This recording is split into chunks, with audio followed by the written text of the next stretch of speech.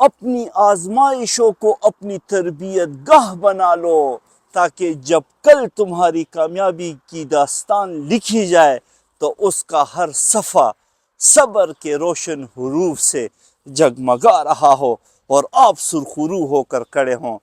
السلام علیکم ورحمۃ اللہ۔ آج میں صبر اور آزمائش پر اپنے نوجوانوں سے مخاطب ہوں۔ میرے بھائیو، یہ بات ہمیشہ یاد رکھیں، صبر بظاہر تلخ ہوتا ہے مگر اس کا انجام شہد سے زیادہ میٹھا ہوتا ہے۔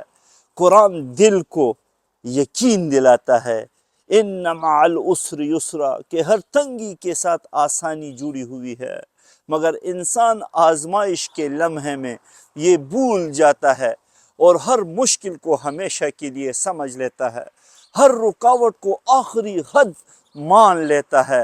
حالانکہ نبی کریم صلی اللہ علیہ وآلہ وسلم نے ارشاد فرمایا کہ مومن کا ہر معاملہ خیر ہی ہوتا ہے، خوشی ملے تو شکر اور تکلیف آئے تو صبر، اور دونوں صورتوں میں اجر ہی اجر ہے۔ آج کی آزمائش کل تمہاری پہچان بننے والی ہے، اس لیے میرے نوجوانوں، آج کا صبر کل تمہاری پوری قوت اور طاقت بن جاتا ہے۔ اسی لیے آپ میری یہ نصیحت یاد کر لیں، صبر خاموش بیٹھ جانے کا نام نہیں، بلکہ وہ سمجھدار انتظار ہے جس کے اندر عمل کا بیج دفن ہوتا ہے۔ صبر ہتھیار ڈالنا نہیں، بلکہ جنگ کو حکمت سے جیتنے کا طریقہ ہوتا ہے۔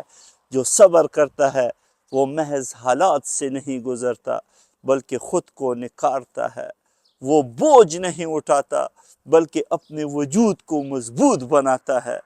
میرے نوجوانوں، آپ پر آزمائشیں آئیں گی، زندگی آپ کو جھنجھوڑے گی، آپ گھبرائیں نہیں، آپ اللہ کا نام لے، محمد صلی اللہ علیہ وآلہ وسلم کی زندگی، صحابہ کرام کی زندگی اٹھا کر دیکھیں۔ آپ نے فرمایا، میرے صحابہ میں جس کی اتباع کرو گے تم فلاح کو پہنچ جاؤ گے۔